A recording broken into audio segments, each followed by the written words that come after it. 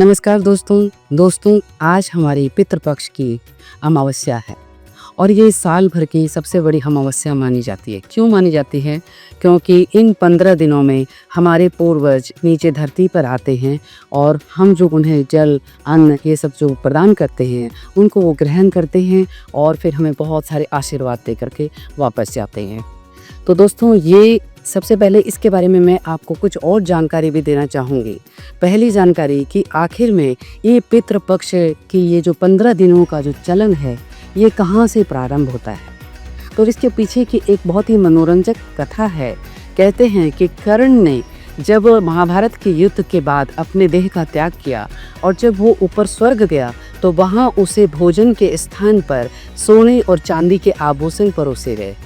और जब इन सब चीज़ों को देख करके वो इंद्र देवता के पास गए और उन्होंने इसका कारण पूछा तो इंद्र देवता ने उनसे कहा कि जब तुम पृथ्वी पर थे तो तुमने कभी किसी को भोजन या जल नहीं दान किया, तुमने सिर्फ सोने के और चांदी के आभूषण वगैरह ही दान किए हैं। तब इस बात पर कर्ण ने उनसे कहा क्योंकि मुझे अपने पूर्वजों का ज्ञात ही नहीं था तो मैं इस कार्य को करता भी कैसे।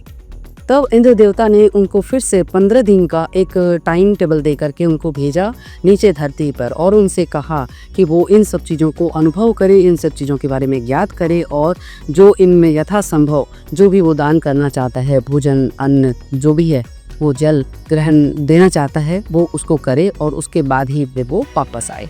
तो जब उसने 15 दिन नीचे धरती पर आकर के और उसने फिर ये सब अन्न जल वगैरह का दान किया, तभी से कहते हैं 15 दिन का पितृपक्ष जो है ये मनाया जाने लगा। और दोस्तों इसमें एक बहुत ही और भी मनोरंजक बात मैं आपको बताना चाहूँगी, वो है कि इसमें कहते हैं कि स्त्रियों का तर्पण करना वर्जित है। हालांकि शास्त्रों में ऐसा नहीं है, शास्त्रों में ये कहा गया है कि आप परिस्थितिवश महिलाएं भी कर सकती है इसका तर्पण, पितरों का तर्पण। तो आखिर में क्या कारण है कि क्यों स्त्रियों को मना किया जाता है? इसके पीछे एक बहुत ही महत्वपूर्ण कारण। देखिए, स्त्री और पुरुष, हर इंसान में स्त्री और पुरुष दो तरह की एनर्जी होती है।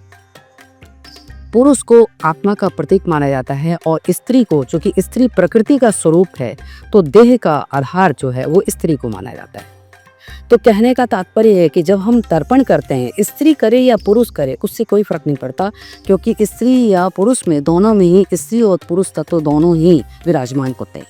तो जब हम तर्पण का कार्य करते हैं उस समय हम अपने देह में स्थित नहीं होकर के हमें अपनी आत्मा में स्थित होना चाहिए। आत्मा में स्थित होने का अर्थ है कि हम अपने पौरुषत्व में स्थित होते हैं, यानी कि हम अहंकार शून्य होते हैं, यानी कि हमारे अंदर जो एक देने का भाव, जो एक अहंकार पैदा करता है वो शून्य हो जाता है, नगण्य हो जाता है। हम जब अपने आप को आत्मा समझते हैं तो हमारे अंदर जो एक दातापन का जो अहंकार होता है वो पूरी तरह से समाप्त हो जाता है। और इसी कारण से हमारे पितृ लोग जो हैं वो हमसे सारी चीज़ें ग्रहण करते हैं और हमें आशीर्वाद देते हैं। क्योंकि अगर आपके अंदर अहंकार आ गया, यानी कि आपने अपने शरीर को ही प्रधान मान लिया और शरीर को प्रधान मानते हुए ही आपने वो दान दिया, तो वो दान नहीं रह जाता है, उसको पितृदेव स्वीकार नहीं करते हैं दोस्तों। इसीलिए कहा गया है कि किसी भी तरह की आत्मा हो, कोई भी आत्मा हो, अच्छी आत्मा हो, बुरी आत्मा हो, दुष्ट आत्मा हो, अगर आपके अंदर बहुत ही करुणा है, आपके मन के विचार बहुत ही शुद्ध हैं, तो वो आत्मा आपका कोई भी अहित नहीं कर सकती। लेकिन अगर आप में थोड़ा सा भी अहंकार है, थोड़ी सी भी क्रूरता है, थोड़ा सा भी आप मोह ममता से या क्रोध में परिपूर्ण होते हैं, थोड़ा सा भी आपके अंदर क्रोध का अंश होता है, तो वो आत्मा आपका अहित कर सकती। तो दोस्तों ये है पितृपक्ष के पीछे की कथा और मेरा आप सबसे यही निवेदन है और मैं आप लोगों को यही सजेस्ट करना चाहूँगी कि आखिर वो हमारे पूर्वज हैं, क्योंकि हमारा जो भी अस्तित्व है उनके ही कारण है। तो हमें ये 15 दिन के जो पितृपक्ष होते हैं उनमें उनको जल अन्न वस्त्र वगैरह ज़रूर दान करना चाहिए, ताकि वो ग्रहण करें और तृप्त होकर के वापस जाएं, हमें आशीर्वाद देकर जाएं। और अगर 15 दिन तक संभव नहीं है तो एटलीस्ट आज के दिन जो इतनी बड़ी अमावस्या है उस दिन भी आप कर सकते हैं। इससे आपके पूर्वज को संतुष्टि मिलती है, वो तृप्त होते हैं और वो आपको आशीर्वाद देते हैं। तो नमस्कार दोस्तों, ये है पितृपक्ष की कथा।